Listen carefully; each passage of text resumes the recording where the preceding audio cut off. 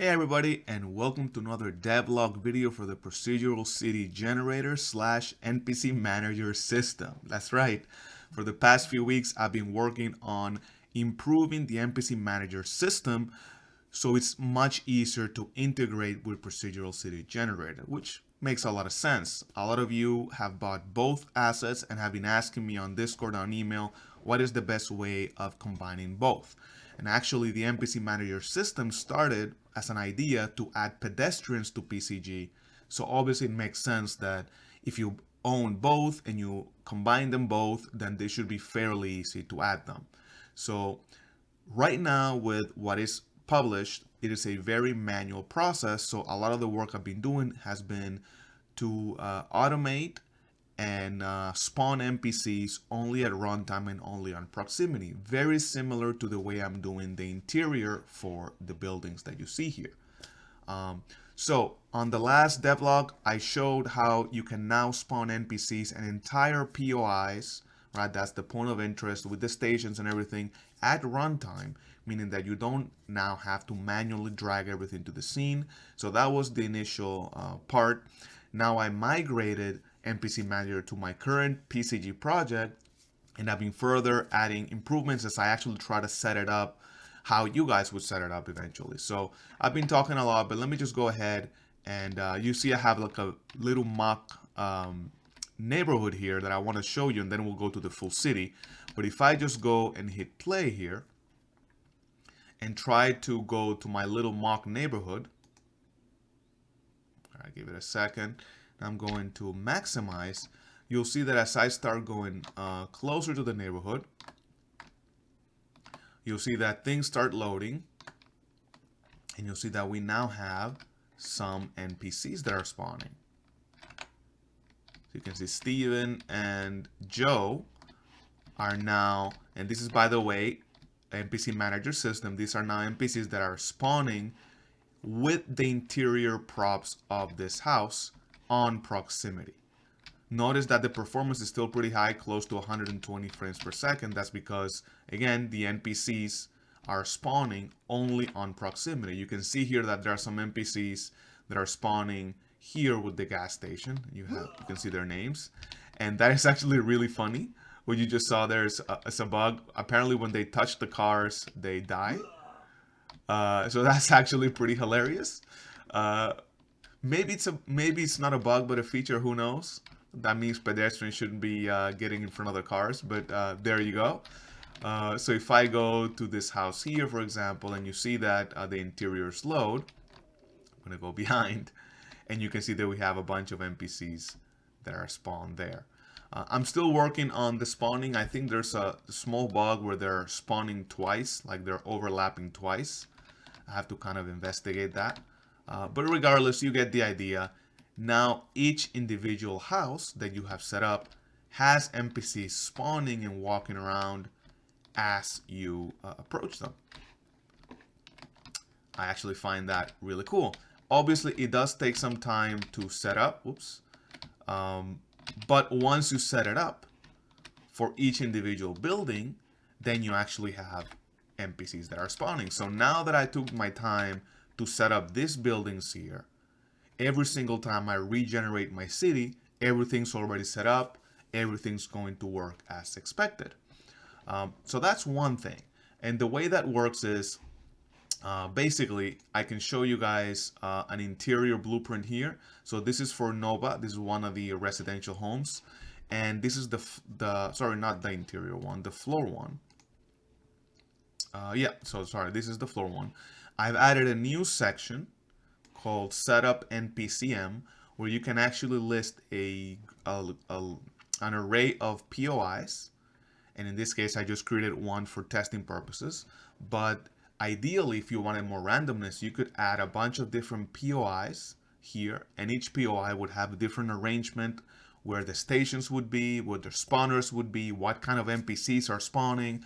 So you could really go wild if you really wanted to spend the time for a real game and have several different possible POIs per floor per building. Remember, this is the floor. So if you have a really tall building, each individual floor will spawn its own POI with its own stations and NPCs. So you can randomize it that way. And that's the way I'm doing it. And obviously for testing purposes, I only did the commercial section and the residential because I just wanted to test the setup, right? When it actually comes to doing it for real, you probably want to do it for every single building where you want NPCs. So again, you can see as I'm walking, you can see that the NPCs are spawning. I can't see these guys here, but maybe if we go around, yep, there they are. So you can immediately see how this already makes the city feel a lot more alive. So if I go into this building here, for example, this is one of the buildings with several floors. I go in here. We have some NPCs that are spawned here. And I should probably move this spawner. I put the spawner here in this corner because I didn't want the NPCs to kind of trample through the furniture. And I only have one, again, for time purposes. But every single floor has its own NPCs. If I go up,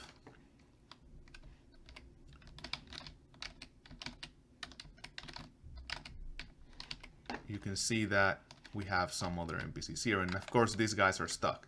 So obviously, there's a lot of work when you're doing your buildings on making sure that the NPCs have enough space to navigate.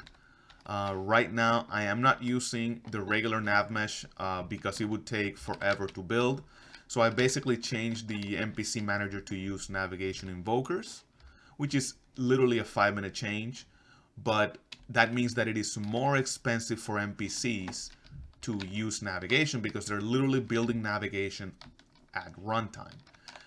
Again, for real, if you wanted to do a real game and your city maybe wasn't as big, I'm kind of stuck here, you would probably want to build navigation at the end and just, leave it overnight or something for a massive city. That way it will be a lot more performant. But for now, for testing purposes, you can see that the NPCs are walking around and I didn't have to build any navigation. So yeah, every single building here will have NPCs on the floors, and you can see here if I go to the gas station, then you can actually see them spawning right there. So you can also adjust the trigger size for performance reasons. If you wanted the trigger to be bigger, obviously that means there are a lot more NPCs will be there. But you can see right there that now you could actually have a city where each building could potentially have NPCs interacting. You can see that we have the blue ones here were the default ones that I've put, and these are just spawned as literally skeletal meshes. There's no animation. And you can see the ones with names are actually from NPC Manager. So yeah, setup is fairly simple. It just takes time because obviously you have a lot of buildings. You have to set up every single POI per building type. But once it's set up, again, I could regenerate the city 1,000,000 times, and now we have NPCs in the entire city with fairly good performance. So that's one thing. But what about spline crowds? That was the other thing I wanted to improve. So if I come here, let's just, I'm going to drag it out here. And I'm going to drag a spline crowd blueprint to my scene here. And this is the one where, if you guys aren't familiar with the NPC Manager, you basically create a crowd. So if I hit play here, then you have crowds basically following that spline. And then what happens is when they get to the end of the spline, they basically teleport to the beginning. So I wanted to do something where, again, I could set up regular pedestrians just walking, on the streets or on the sidewalks rather. But again, imagine having to do this manually, having to place all of these splines on potentially thousands of streets. So again, a lot of work has been done here to improve it. So you can see that there's a lot of changes coming for the next update. One of them is there's going to be a spline actor that you can select. So if I click on the eyedropper and select this spline actor, which is my road, I can now align to the spline. Notice now how the spline for the crowd not only aligned to the road but actually follows the curve. So now if I hit play, you can see that now we have a little crowd, and yeah, it's going to take a little bit, that is now walking on the roads. Probably not the best idea here. What I could do is add like an offset, so instead of in the middle of the road, they can be like on the right side of the road or on the left side of the road. So that's definitely possible. Look at this guy here. But my issue is this. What happens when they get to the end of the road? They're just going to teleport. So that's not necessarily ideal, because as you're walking around in your city and you see these pedestrians walking, you can see we have NPCs inside the homes, but then you have these guys walking around. They're just going to plain teleport when you're there. So I have to kind of think about how I want to handle that. And maybe that's not coming for this update 1.2, but maybe that's a future update, since I don't want to spend too much time on this. A lot of you guys are asking for the update already. But another thing I could do is basically make, instead of them teleport, have a loop, have the NPCs kind of loop around this road, which is a little bit better. So for that, I created yet another function, and I call it create loop, which basically takes a loop width and basically tries to mimic the same shape of the road, as you can see here. But instead of the NPCs now teleporting, now they're just looping. So they're going on the right side of the road, and then when they get to the end of the road, they just kind of loop around. So that means that now the NPCs aren't necessarily teleporting, they're just crossing the street, as you can see here. When they get to the end, you can see that now they're kind of going around and turning. So that is a little bit better, but obviously not completely realistic, because if you wanted to have pedestrians, you probably want them to cross on a, on a specific crossing or something. But again, we're making progress. You can see that still we have NPCs kind of going around, but now at least they're not disappearing. And the last thing is, well, you don't want the NPCs to be spawning on begin play. You want them to use the trigger, so only spawn when they overlap the player. So again, another thing I did is I did a function that auto resizes the trigger to the bounds of the spline. And right now I have it to use the same value for X and Y, because again, in this case, this road is very straight, but what if you have a road that's really curvy and going all around the place? Very hard to calculate the actual bounds. So you can just press resize trigger, and then you can manually adjust the values here to make it a little bit better. So now, finally, this is where I am right now. You click play, and you can see that nothing's happening until obviously I overlap the trigger, and that's when these guys appear. Now that is the setup that you want if you're going to do this for the entire city, right? I go away, and they disappear. I get nearby, and they appear. Now notice how much better this looks. Even though they're just walking on the streets, how much better it is to have even a little neighborhood like this have NPCs. It just makes everything look so much nicer. So the last thing is, well, I don't want to manually place these spline crowds everywhere. Imagine having to do it on every street. So I created, and you can see it here, a new blueprint called a Spline Crowd Manager that is going to do that for us. Very simple blueprint. We have a tag list, and everything in PCG has tags. So this will work with anything, right? If you just have the NPC Manager, this will work with any spline actors. But in this case, PCG has tags. So in this case, I said I want you to get all actors in the scene with the tag PCG road main. That's only the main roads. And I want you to spawn a spline crowd for every single road. I want you to create a loop, and I want you to have the loop width be 2500, which I already before the video calculated that's kind of the right size for the main road. I want you to already resize the trigger and use the trigger. All of the settings that we have here. So now if I just click on spawn spline crowds, notice now that we have automatically every single main road now has one of these blueprints.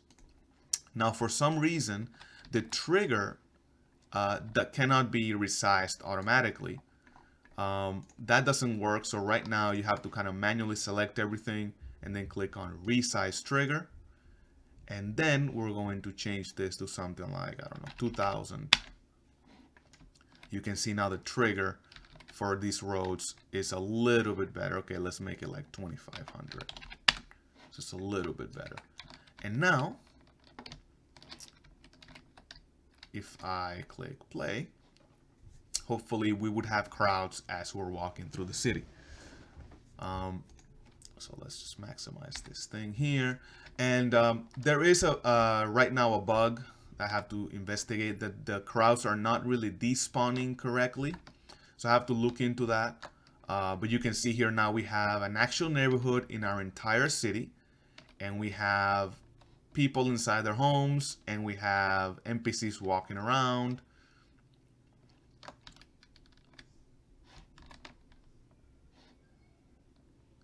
But notice that performance is going down slowly, and that's because I think some of these roads are not despawning correctly. So as I'm walking around the main roads, the NPCs that have spawned for the spline crowds are not despawning correctly. So that's why you see that drop. Otherwise, you would not see the drop. But right now we're like at 70 frames per second, and now it's like 50 frames per second, and that's again because these guys are not spawning correctly. So yeah, that is pretty much what I have today, guys. It's going steady but slow. I've been really busy, so I appreciate all your patience. Obviously, a lot of you guys are asking when this update is coming out. When is the update for PCG coming out that includes landscape and everything?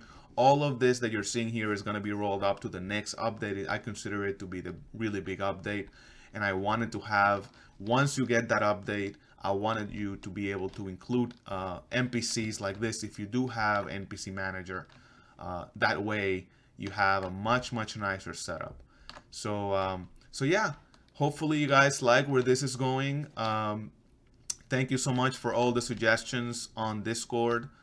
Thank you for your patience, and do let me know if you have any other questions or suggestions about adding NPC Manager to your cities, any other optimizations. The issue I mentioned about the roads where NPCs are like despawning and spawning. If you have any suggestions for that, please let me know. I'll love to hear what you have to say. If you haven't joined our Discord, it's a pretty active community. I'm going to leave a link in the description below. Please join, come, talk to us, give us your suggestions, show us what you're working on. It's always nice to see what other devs are doing with these assets. So yeah, thank you guys so much, and I'll talk to you in the next video.